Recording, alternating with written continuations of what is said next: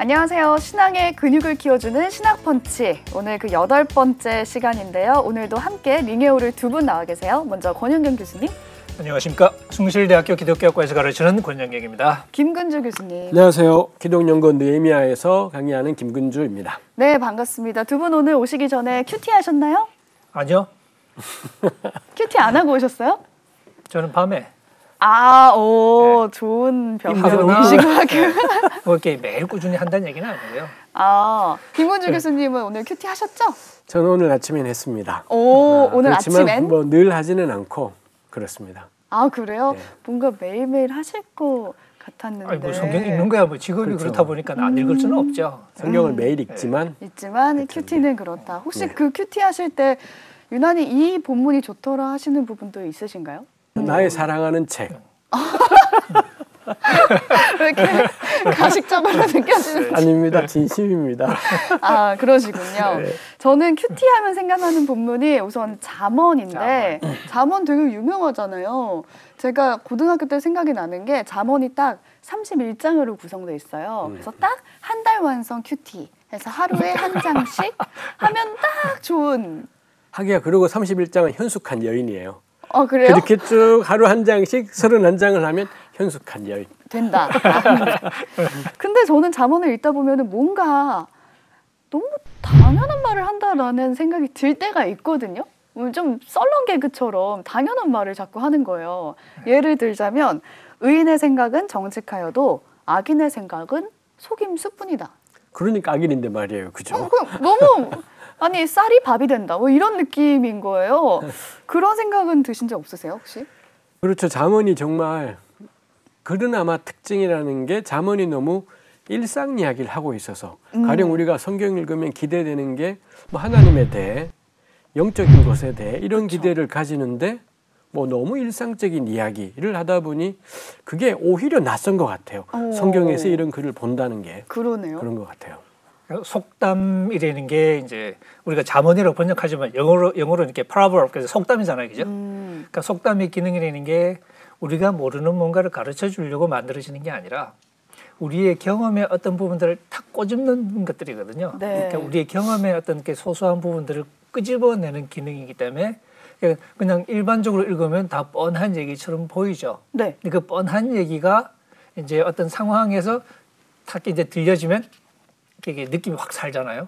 예를 들면 실현하고 나면 이렇게 유행가 가사가 굉장히 은혜가 막 되기 시작하잖아. 아, 그렇죠. 모두 다 내 이야기 같고. 그치. 그런 것처럼. 그러니까 그냥 들으면 뻔하지만 상황 속에서 들으면 그게 그 상황을 이렇게 아주 정확하게 이렇게 찝어주는 뭐 그런 식의 기능들을 하는 게 이제 속담이니까 잠언도 사실 그게 어떻게 읽으면 뭐 뻔한 얘기처럼 느껴질 때가 많죠, 당연히. 그래서 좀 고민이 되는 게 너무 이런 수다스러운 속담이나 뭐 격언이나 흔하게 생각하는 처세술 이런 느낌의 내용들이 있는데 그게 하나님의 계시라고 하는 성경책에 들어가 있다는 점 그게 좀 의문이거든요. 어떻게 받아들여야 되죠? 그래서 가령 전 잠언이 재밌다 싶으면은 그래서 재미있는 것 같아요. 잠언이 없었더라면 우리네 얘기는 맨날 하나님이 날 건지신 것 그리고 그 은혜에 어떻게 보답하며 살지. 참 좋은 말인데 이거밖에 없을 텐데 잠언은 출애굽이라는 것에 대해서 한마디도 언급을 안 해요. 그러니까요. 우리 신앙에 제일 중요한 게 예수님을 만난 것, 구약으로는 애굽에 있던 노예였던 이스라엘을 건져내신 건데 그거 한마디도 없고 그 다음에 하나님과 이스라엘이 맺은 언약, 그 중요한 언약 이야기도 하나도 없고 그 다음에 뭐 성전, 뭐 하나님이 다윗에게 주신 약속 다 하나도 없다라는 점에서 뭐 우리 계속 한번 이야기를 해보고 싶긴 하지만 일단은 이 하나님과 그 백성 관계라는 것을 이런 종교적인 이야기를 빼고 물론 여기 여호와라는 말은 계속 나오죠. 하나님이라는 말은 계속 나오지만 이 종교적인 부분을 빼고 그야말로 일상을 통해 하나님 이야기를 해보자라는 점에서 잠언은 우리의 생각을 확 넓혀준다 싶어요. 그렇게도 받아들일 수가 있군요. 네, 그런 좋은 점이 있다면. 조금 빗나가는 얘기지만 연애 편지도 있잖아요. 어디예요? 성경책에? 아가서. 네. 그러니까 이게 교회와 그리스도의 관계에 관한 이야기로 이렇게 읽어왔었고 유대인들도 하나님과의 자기 백성의 관계에 대한 알레고리로 읽을 수도 있지만 원래 이거는 남자 여자 연애하는 얘기거든. 근데 그 연애 얘기가 성경책 속에 있어요. 거기도 이렇게 신앙적인 어떤 뭐 그런 분위기가 나오지는 않거든요. 그러니까 우리와 하나님의 관계라는 게 때로는 우리가 관계 그 자체를 종교적인 언어로 바라볼 때도 있지만 네. 실제로 그냥 살아가는 삶 그 자체의 언어로 이야기할 때도 많은데 잠언이라는 게 이제 그런 소소한 정말 소소하네요. 그런 이야기들을 이제 우리에게 들려주는 그래서 참 이렇게 커피 마시면서 이렇게 얘기하기 참 좋은. 잠언 관련해서 그러시나요? 커피 마시면서. 그렇습니다. 사실 잠언이 좋은 게 가령 구약의 다른 책이나 신약도 그렇고 왜 문맥을 보라 그러잖아요. 네. 앞뒤에 뭐가 있냐. 근데 제가 공부하기로 성경 가운데 신구약 성경 전체에서 문맥을 고려하지 않고 읽어도 되는 가령 어제 10장 2절을 읽었는데 오늘은 15장 3절을 읽어도 아무 상관이 없는 잠언은 앞뒤 구절에 일체 문맥이 존재하지 않습니다. 그러다 보니 어떤 것들은 뭐 두어 구절이 문맥으로 묶여 있지만 거의 대부분이 딱 한 절이에요. 그렇기 때문에 언제가 오늘은 커피 한잔 하면서 나 오늘 18장 읽을래, 오늘은 나 12장 읽을래 해도 문제가 없어서 부담이 덜한 책이기도 하죠. 근데 그런 게 성경에서 과연 계시로 받아들여지는 그 성경책에 실려도 되냐는 거죠. 왜 안 되는데요? 와, 이거 처음이다, 그죠? 이렇게 물어서 아나운서님께서 한번 대답을. 왜 안 되는데? 너무 소소해서. 너무 소소해서? 그럼 성경에 뭐가 실려야 되는데, 성경이라도? 구원의 이야기. 지금 권영정 아나운서인 거예요, 지금. 그러니까 이제 이것처럼 우리가 성경에 대한 어떤 고정된 관념이 있어요. 네. 그게 이제 너무 어떤 편향된 생각을 하기 때문에 성경 속에서는 이런 뭐 연애 편지라든지 그러니까 아가서나 잠언 같은 거 뭔가 안 어울린다는 생각을 할 수는 있겠죠. 근데 실제로 성경은 온갖 얘기가 다 나오는. 그러니까 아가서는 사실 좀 꽤 적나라한 얘기도 나오거든요. 묘사도 그렇고 여자의 신체에 대한 묘사도 그렇고 그런 것들도 그대로 나오고 잠언처럼 이게 또 보면 앞뒤도 안 맞는 얘기 같은 것들도 나오고 너무 좀 소소한 얘기도 나오고 근데 우리가 어떤 때 읽어보면 이게 예수 안 믿는 사람이 할 것 같은 소리 같은 그런 이렇게 얘기들도 이렇게 그냥 그렇죠. 예, 그렇죠. 그러니까 그런 것들도 나오는. 네. 그게 성경책이라는 거죠. 그렇죠. 가령 또 뭐 전도서 같은 경우도 보면 내가 열심히 궁구하여 본즉, 내가 살펴본즉, 이 양반은 기도는 안 하고 계속 공부만 해요. 계속 내가 살펴본즉, 내가 이렇게 해본즉. 본 것만 말하네요. 예, 제가 사실 전에 나왔을 때 누가복음 1장 1에서 4절 이야기했지만 거긴 누가복음의 저자 역시 나 이거 쓰기 위해서 겁나 많이 기도했다 뭐 이딴 식으로 표현하는 게 아니라 자료들을 전부 모아놓고 자세히 미루어 살핀 즉 나 이따구로 써야 되겠다 뭐 이런 것이 누가복음 첫머리에 나오는데 이 전도서 역시 전도서 기자가 일어나는 자기 주변의 현실을 겁나 열심히 관찰하고 아마 정리도 했을 거예요. 그리고 열심히 궁리해 본 결과 결론이 뭐냐? 해 아래 새 것이 없다. 모든 것이 헛되다. 자매님이랑 행복하게 지내자. 뭐 이런 것이 전도서의 결론. 그리고 마지막에 미안했든지 이 모든 말을 다 들었으니 하나님 경외해라.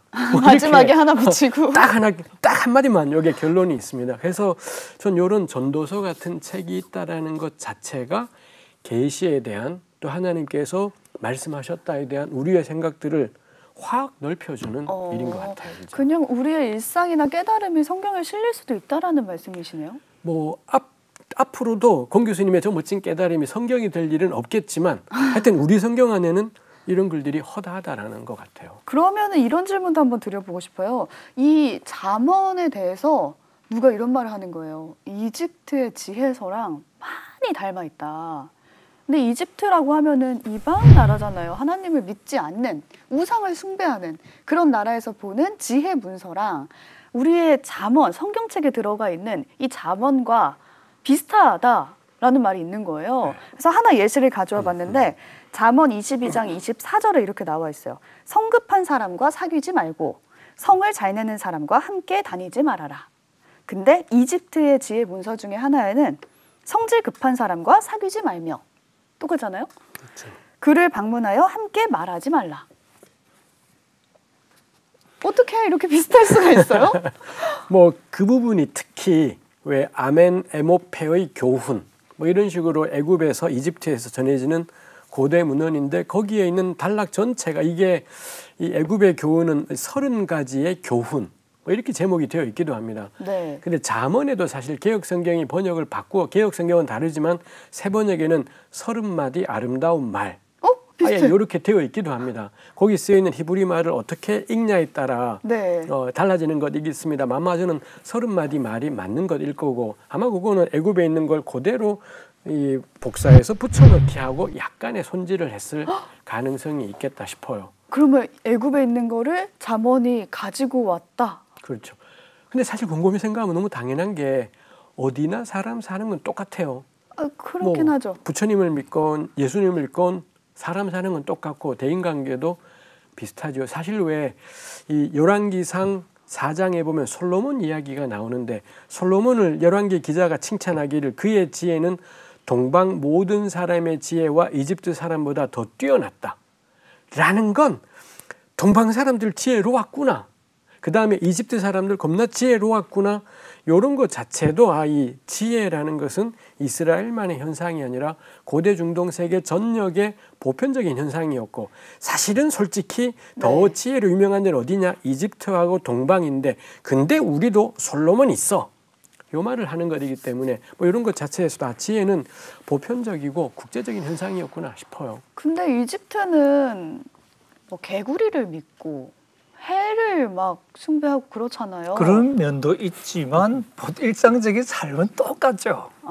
밥 먹고 살아야 되고 결혼하고 살고 애 키우고 애 두들겨 패고 어쨌든 사람 사는 모양이 우리가 이제 생김새가 이러니까 이집트에서 우리가 사는 거하고 사실 이렇게 미국에서 사는 게 소소한 겉모양은 다르지만 사는 근본은 달라질 수가 없잖아요.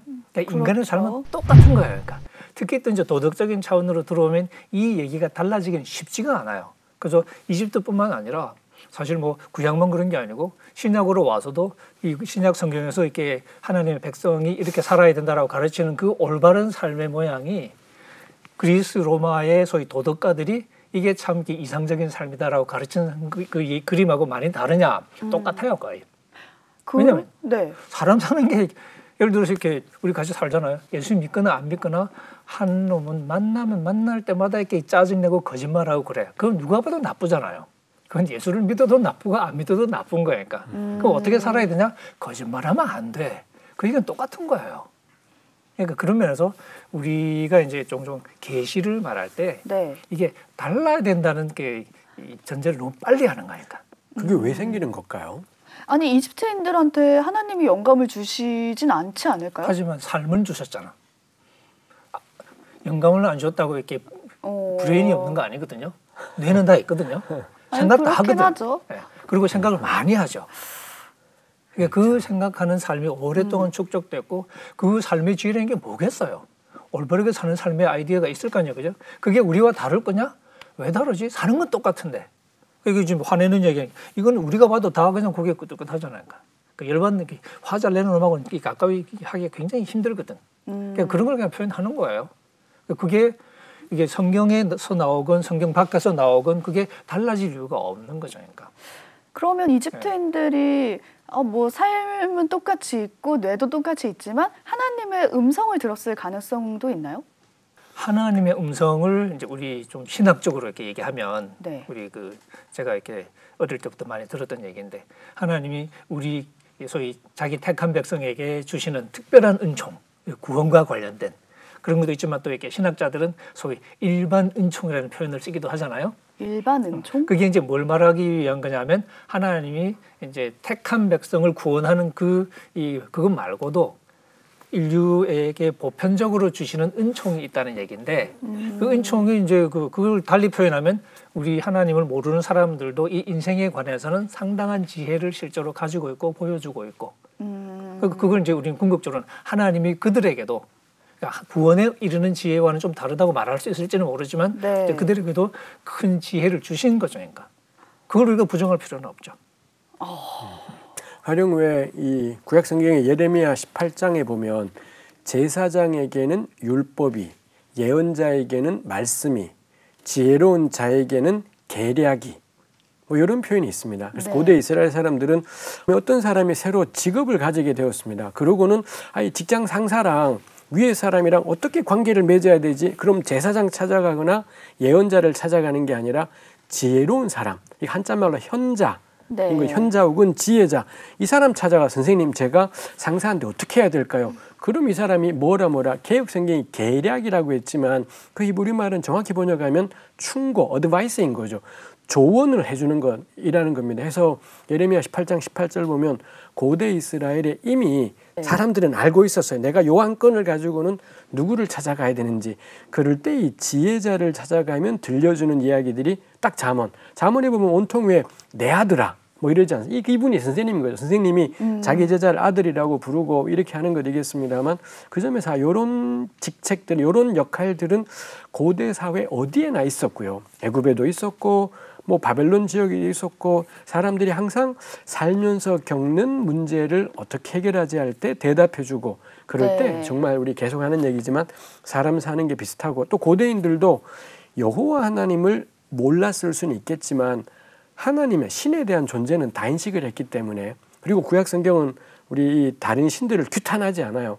그렇다면 하늘 두려운 줄 알고 살아가는 사람들이 주로 나이 든 사람들이 충고해 줄 수 있는 이야기는 저는 정말 비슷할 수밖에 없었을 거다 싶어요. 그럼 현자가 믿지 않는 사람한테도 존재를 한다는 건데 얼마든지. 네, 그렇게 딱 하면은 떠오르는 분이 제게 있거든요.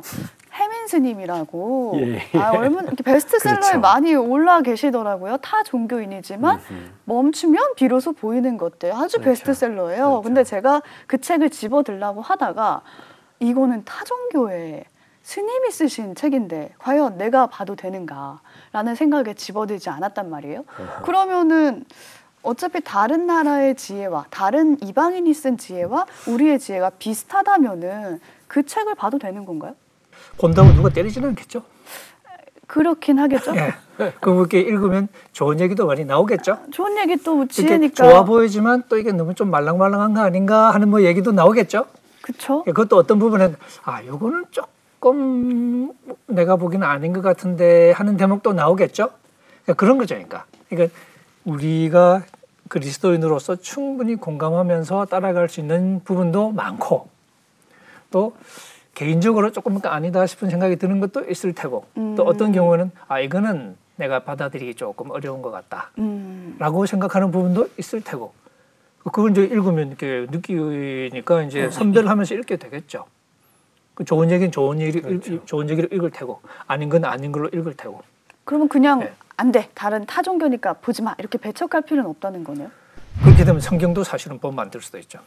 그렇죠. 뭐 사실 구약 성경에도 고대 중동 아까 우리 잠언 이야기했지만 잠언을 비롯해 잠언뿐만이 아니라 수많은 고대 중동의 풍습, 사고방식, 법률 이런 것들이 엄청나게 많이 들어와 있습니다. 뭐 출애굽기나 신명기에 나와 있는 이런 사회적인 법들, 가난한 사람에 대한 법들 같은 경우도 당시 고대 세계 어디에든 존재했던 법이고 가령 우리 저런 거 들었잖아요. 함무라비 법전. 네. 이 고대에 겁나 유명했던 임금이잖아요. 그 함무라비 법전 거기에 나와 있는 내용이 구약에 그대로 있는 것들이 많아요. 특히 임금은 가난한 사람 위주의 정치를 해라. 이거는 함무라비 법전에도 있고 이 함무라비 법전이 구약 성경보다 더 오래된 법이기 때문에 아니 고대 세계 어디건 나라님이라면 임금이라면 부자들을 위해 살지 말고 가난한 사람 위주의 정책을 해라라는 건 저는 고대 일의 인간의 보편 상식이고 저는 좋게 생각하면 하나님이 당연히 이스라엘만의 부족신이 아니라면 당연히 다른 민족에도 그의 선하시고 기뻐하시는 뜻을 당연히 만일 제가 딸이 둘이 있는데 말입니다.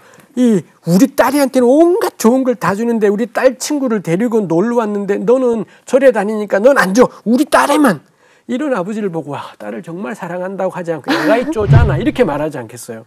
하나님이 자기 새끼만 겁나 챙기고 남의 종교 새끼는 다 개무시해버리면 그 하나님은 쪼잔이지 절대 신 따위 일수가 없을 겁니다. 그 점에서도 곳곳마다 하나님의 지혜는 나타나 있겠구나 싶어요. 근데 되게 이제 교회를 열심히 다니시는 분들은 이런 말 하잖아요. 나는 성경만 읽어. 성경에서만 지혜를 얻고 성경이 모든 내 문제를 해결해 줄 거야 라고 믿으시는 분도 많거든요. 네, 그게 참 어떻게 보면 소박한 얘기인데 왜냐하면 소박한? 네, 성경 자체를 이해하려면 네. 이미 우리가 이 세상 문화를 살고 있어야 돼요. 우리가 이 세상 문화를 전혀 모른다고 치자. 그리고 성경을 열면 이해를 못하게 되는 거니까. 세상을 모르면 성경 자체를 그렇죠. 이해 못한다. 성경 자체가 사실은 이 세상이란 이 바다 위에 떠 있는 배와 같은 거거든요. 이게 전제가 안 되면 소통 자체가 안 돼요. 우리가 성경을 읽고 이해한다는 것 자체가 이미 세상 문화를 기본으로 깔고 들어간다는 거죠.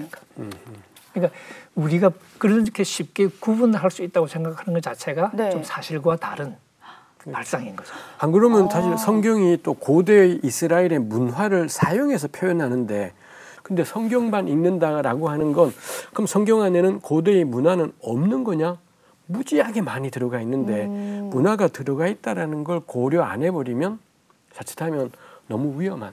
그러면은 네. 우리가 보통 무슨 책 같은 걸 볼 때도 이건 비기독교적이니까 보면 안 돼. 라고 이렇게 단정 짓는 게 있잖아요. 그럼 그거 자체가 말이 안 되네요. 우리가 운전할 때 성경책을 펴지는 않잖아요. 그렇죠? 교통법규를 지키지. 그죠? 그것처럼 그러니까 이게 우리의 삶의 모든 부분에 대한 답이 성경에 있다는 것도 우리가 좀 조심해야 될 게 인식이고, 그다음에 성경을 우리가 절대적으로 받아들이냐 또 그렇지도 않아요. 실제 성경을 읽으면서 우리는 취사 선택을 다 하거든요.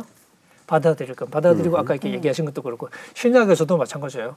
하다못해 이제 바울이 거풀 물면서 막 강조한 게 뭐냐면 여자들은 머리를 가려라. 이 긴 머리인지 베일인지 조금 애매하긴 한데 어쨌든 네. 머리를 가려야 돼. 지금 현대 그리스도인들은 그거 우리 김 교수님 표현으로 개무시 하거든요. 표준말이에요. 뭐 나도 많이 써요. 많이 쓰는데. 그러니까 성경 바울은 거품 네. 물고 강조하거든. 딴소리 하지 마. 그리고 하나님의 교회는 다른 법은 없어. 그리고 창조 얘기까지 끌어와서 근거를 갖다 대요. 바울은 기독교니까. 진짜 확신하는 거예요. 그죠? 예. 근데 우리는 그 구절 콧방귀도 안 껴요. 그러니까 우리가 성경이라고 다 받아들인 게 아닌 거거든. 근데 그걸 왜 안 받아들이냐라고 이제 생각해 보면 우리하고는 상관없다고 생각하는 거야. 그럼 성경에 우리하고 상관없는 게 있어요? 많지. 그러니까요. 옛날이니까. 그러면 성경 밖에 있는 건 다 우리가 상관없는 거냐? 상관 있는 게 많지. 가령 뭐 우리 구약에 유월절이라는 거 있잖아요. 네. 유월절이 양을 하나 잡아 온 식구가 나눠 먹고 피 바르고 이 출애굽 사건을 기념하는 것이고, 신약에 와서는 예수님을 떠올리게 하는 건데, 근데 고대 이스라엘 인근의 유목민들은 그런 식으로 한 해 목축을 시작하면서 양 한 마리를 잡아서 나눠 먹어요. 이거 딱 액땜이에요. 우리 액땜이라는 거 있잖아요. 하나를 죽여서 그 한 해 동안 양들이 새끼 많이 놓고 건강하고 튼튼하기를. 이런 것이 있었던 거. 요걸 이스라엘은 그대로 가지고 왔고 하나도 다르지 않아요. 그대로 가지고 오되 이거를 해석해내기를, 하나님이 애굽의 모든 처음 난 것들을 치실 때 우리는 살리셨음. 하나님의 구원을 기념하는 걸로 의미를 바꾸는 것.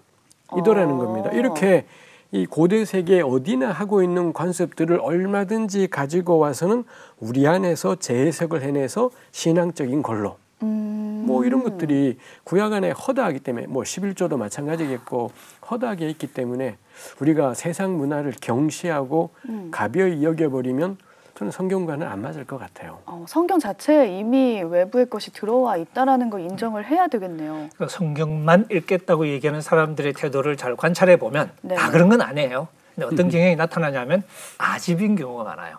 근데 그 아집의 배후에는 자기가 고집하고 싶은 욕심이 있는 경우가 있어요. 그러니까 그걸 지키기 위해서 나는 성경만 읽겠으로 말하지만 실제로는 상식을 무시하겠다는 얘기가 되는 경우가 많은 거죠. 그러니까. 누구나 지켜야 될 상식적인 그걸 무시하고 내 욕심을 챙기고 싶다.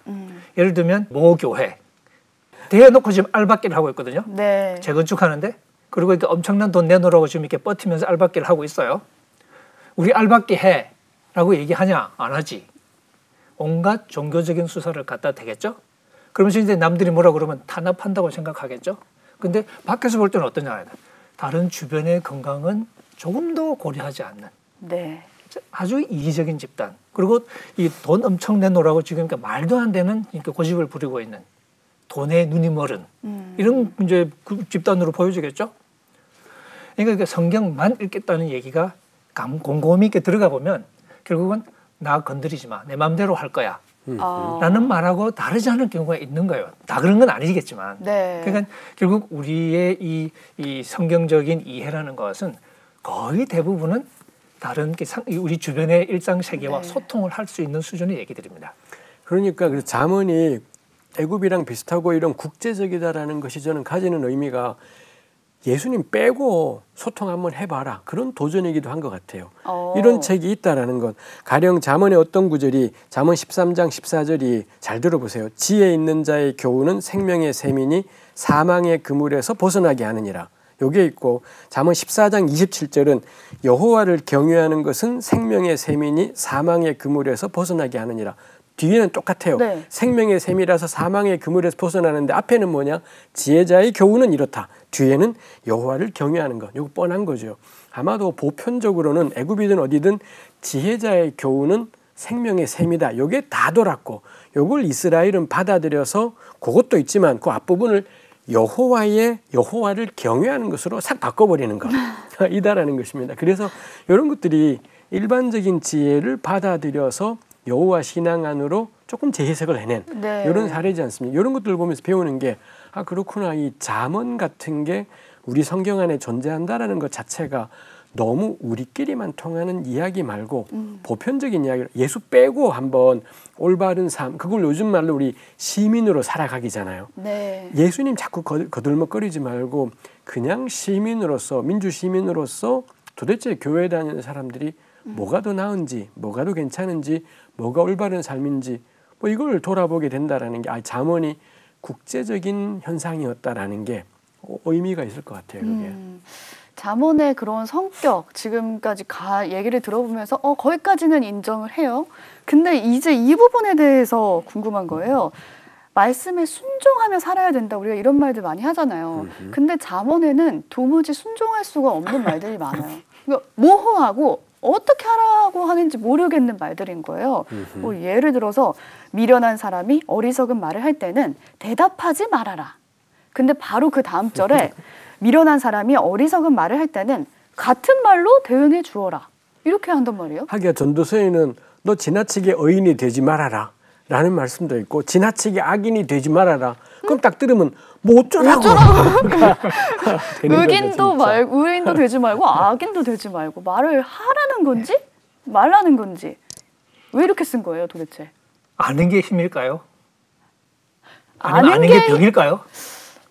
아는 게 힘이다라는 말을 더 많이 쓰지 않나요? 세상에서? 아는 게 병인 경우도 많지 않나요? 병 너무 많이 알아서? 몰랐으면 좋았을 거를 괜히 알아가지고 막 잠도 못 자고. 그래서 우리 속담에 보면 아는 게 힘이다라고 말하기도 하죠. 네. 그다음에 이제 아는 게 병이다 이렇게 말하기도 하죠. 그러면 이게 앞뒤가 안 맞잖아. 그럼 알라는 얘기야 모르라는 얘기야 이렇게 되죠. 이게 뭐냐면 아까 제가 말씀드린 것처럼 속담이라는 게 어떤 보편적인 진리를 전달하기 위한 게 아니라 어떤 구체적인 상황 속에서 그 상황을 포착하는 거죠. 그러니까. 포착하고 이해하게 도와주는 거죠. 그러니까. 따라해 이게 아니고 그러는 거야. 그렇구나. 이렇게 되면 우리가 조금 이제 수월해지잖아요. 그러면서 이제 어떤 상황에서 이렇게 누가 화를 낸다. 그 화를 낸 사람하고 어떻게 해야 되냐? 그러면 같이 아닌 뭐 이렇게 어떤 때는 뭐 이렇게 대응하지 마. 그게 현명할 때도 있겠죠. 또 어떤 때는 같은 말로 받아줘. 야 이 바보야. 그러면 야 이 바보야. 뭐 이런 식으로 보통 반사라고. 그러니까 반사 그렇죠. 네. 그런 것처럼 이게 둘 다 우리가 무슨 말인지 알죠. 이건 이미 경험을 전제한 거예요. 그러니까 경험을 하는 상황에서 우리가 그 말 들으면 고개를 끄덕이죠. 그 무슨 의도인지 아니까. 그죠? 그리고 실제로 우리가 그걸 써먹을 때는 상황에 맞게 우리가 적절하게 써먹어요. 그럼 그 말씀에 순종하라는 말은 그 말이 쓰일 때 그 상황을 봐야 된다는 말씀이에요? 그렇죠, 당연히. 그러다 보면은 결국 그 판단은 누가 하냐? 내가 해야 되는 거예요. 그러니까요. 우리는 성경 보면서 성경이 다 내 행동을 결정해 줬으면 좋겠는데 특히 잠언 같은 책들은 요게 원칙이야. 그 다음엔 너 알아서 해라. 너는 지금 이 상황에 그 사람한테 맞받아칠래 아니면 상대하지 않을래는 그때그때마다 우리가. 저는 그래서 이게 의미가 있다 싶은 게 가령 하나님이 말씀하시는 대로 우리가 무조건 순종하잖아요. 전 그럼 그 사람은 성숙하기는 어려울 거다 싶어요. 가령 부모님이 말하는 걸 애가 그대로 다 따라한다면 이제 그럼 그 아이는 그 다음에는 지금은 뭐 할까요? 지금은 뭐 할까요? 가령 나이가 막 20, 30, 40이 되었는데도 맨날 결정이 생기면 전화해서 엄마 이런 상황인데 뭘 해야 돼? 이거는 그 엄마가 명백히 그 애를 말아먹어버린 겁니다. 애를 완전히 바보를 만든 거잖아요. 어릴 때야 계속 물어보지만 어느 순간이 되면 이제 엄마의 뜻도 알았고 아버지의 뜻도 알았으니 쉽게 말하면 하나님의 뜻을 알았으니 판단은 누가 하냐?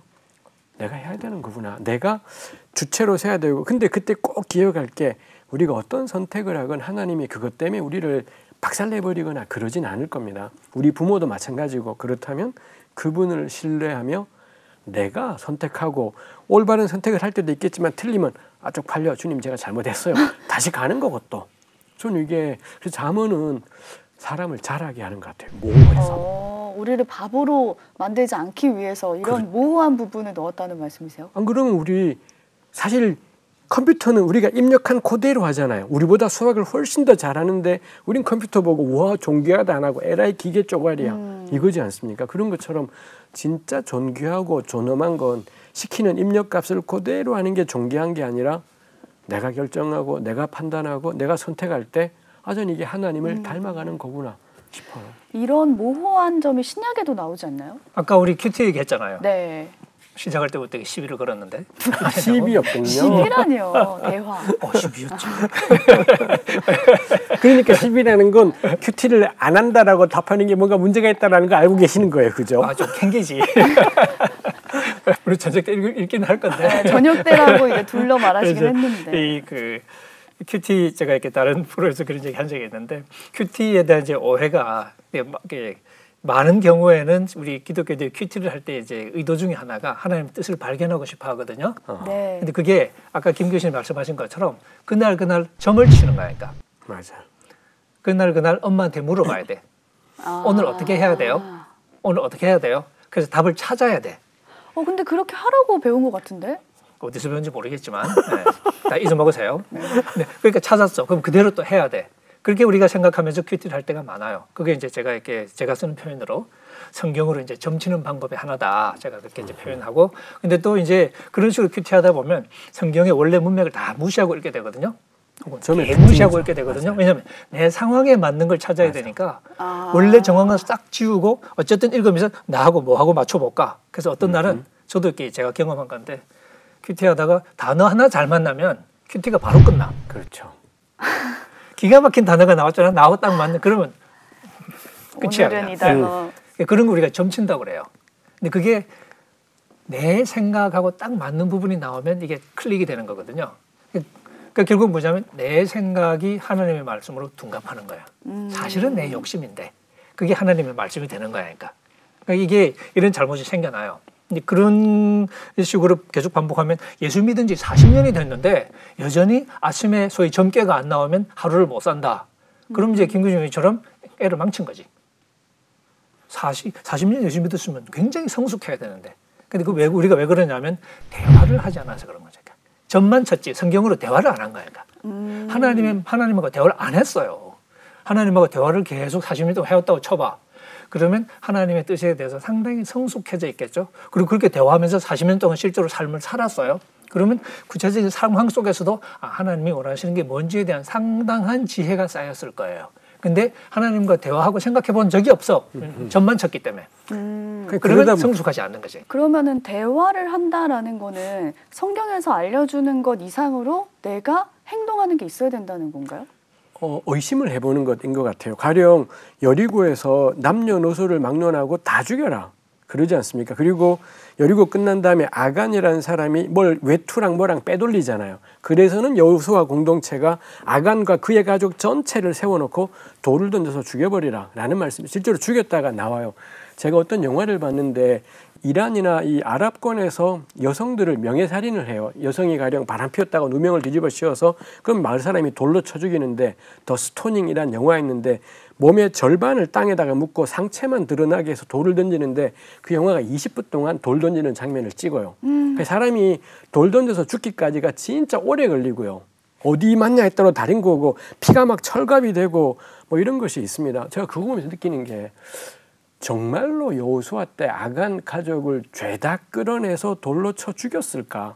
거기 애가 있을 거예요. 아간의 집에 어린아이도 있고 노모도 계셨을지도 모르겠습니다. 분명히 아간이 나쁜 일을 했어요. 빼돌렸어요.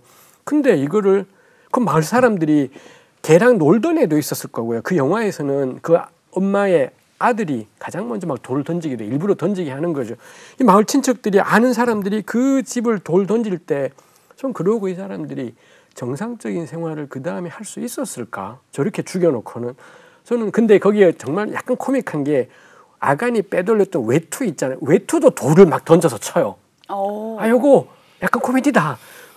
그러면서 저한테 납득이 된 게 아, 요거 상징일 수 있겠다 싶은 생각이 듭니다. 여전히 아슬아슬하지만 저는 가령 이런 질문들을 본문에 해볼 수 있지 않겠냐. 실제로 어떻게 되었을까? 정말로 하나님이 원하는 건 뭘까인데 이거를 생각을 안 하면 항상 사람을 가장 많이 죽이는 집단 중에 하나가 종교인이에요. 왜냐하면 자기네 신이 명한다는 이유로 다 죽여버리기 때문에. 충격적이네요. 그렇죠. 그런 점에서 왜 그런 일이 있을까? 나왔던 것처럼 대화하지 않으면 그냥 따라하게 되고 그럼 너무 참혹한. 근데 생각을 해야 된다고 얘기했지만 실제로 대부분 사람들은 생각을 해요. 네. 이미 취사 선택을 해요. 그러니까 말씀을 무조건 받아들이냐? 개뿔. 아닌 거니까. 전문 용어 나왔다. 그죠? 개뿔. 그러니까 이게 예를 들어서 결혼 얘기를 제가 자주 하지만 결혼에 관한 가장 긴 교훈은 고린도전서 7장이에요. 바울의 결혼에 대한 바울의 입장. 바울은 비혼주의자예요. 웬만하면 혼자 살아라. 결혼하면 개고생이다. 이게 바울의 기본 입장이에요. 그럼 우리가 그걸 아멘 하고 따라가냐? 안 따라가. 개무시하잖아. 계속 개예요 지금. 지금 이게 표준어. 예, 지금 우리가 이 고린도전서 7장에 한해서는 우리가 거부하는 거죠. 우리가 판단한 거죠. 이런 식으로 실제로 우리가 받아들이는 방식도 취사 선택인 거니까. 나는 완전히 받아들이는데 너는 안 받아들이네라고 말하는 것은 위선인 거지. 위선 나왔습니다. 네, 마지막 PPL인데? 단어가 위선이라는 책을 쓰신 권영경 교수님이 위선이라는 단어로 마무리를 해주셨는데 오늘 참 잠언에 대해서 여러 가지 얘기를 나눠봤어요. 두 분은 어떠셨어요? 다시 한 번 더 이 잠언이라는 책이 그래서 우리 구약 성경 안에 있다는 게 참 중요하다 싶은 생각이 새삼 들었습니다. 이 구속사니 언약인이 없지만 이런 책이 있는 바람에 우리가 막 일방적으로 달려가는 걸 좀 멈춰서게 하고 돌아보게 하고 내 스스로 생각해야 되는구나를 다시 한번 생각해보게 하는 것 같아요. 권 교수님은? 실제로 이게 좀 조심스러운 얘기긴 해요. 왜냐하면 네. 우리가 개입되는 거기 때문에. 우리가 계시 그러면 사실은 무조건 그냥 우리가 예만 하면 되는 걸로 생각하잖아요. 그러면 이제 주관성의 여지가 없을 텐데 실제로는 우리가 소통하는 과정이 그럴 수가 없거든요. 우리가 새겨 듣는 과정이 없을 수가 없으니까 네. 우리가 새겨 들어야 되잖아요. 새겨 듣기 위해서는 내가 판단해야 되잖아요. 근데 이 판단에 실수의 이렇게 여지가 늘 있잖아요. 실제로 실수하기도 하고. 그래서 이제 조심스럽고 좀 이렇게 두렵기도 하고 그렇죠. 하지만 그렇다고 이걸 없이 그냥 갈 거냐? 그렇게 못 하는 거죠. 그렇게 하는 경우 보면 우리가 어떤 욕심에 이끌리거나 네. 아니면 어떤 욕심을 가진 지도자에게 맹신하거나 나는 순전한 마음이지만 지도자는 욕심이 있어. 그걸 내가 무조건 따라가는 것이니까 그렇게 되거나 그런 결과가 되고 마는 거예요. 그러니까 조심스러울 수밖에 없다 하는 사실을 우리가 인식하고 하지만 그렇다고 해서 우리가 피해 나갈 다른 방법이 있는 것도 아니다. 그걸 이렇게 생각하면서 조금 이렇게 신중하게 하지만 때로는 과감하게 우리가 이렇게 성경을 좀 바라봐야 되지 않을까 하는 생각을 좀 다시 한번 하게 됐습니다. 네, 오늘 얘기를 나누면서 저는 배척할 게 없구나. 세상에 뭐 배척해야 할 게 전혀 없구나. 많아요. 배척할 거. 그거를 선별하는 눈은 필요하겠지만 타 종교라고 해서 거기에는 하나님이 없다. 성경에만 있다. 이렇게 받아들일 게 아니라 모두 마음의 문을 열어놓고 좀 여러 군데 볼 수 있는 그런 지혜나 아름다움을 받아들일 수 있는 사람이 돼야 되지 않을까? 하나님도 그걸 원하신 게 아닐까? 네, 라는 생각을 하게 됐습니다. 다음에도 우리의 신앙 근육을 키워주는 질문들로 다시 찾아오겠습니다. 모두 안녕. 안녕.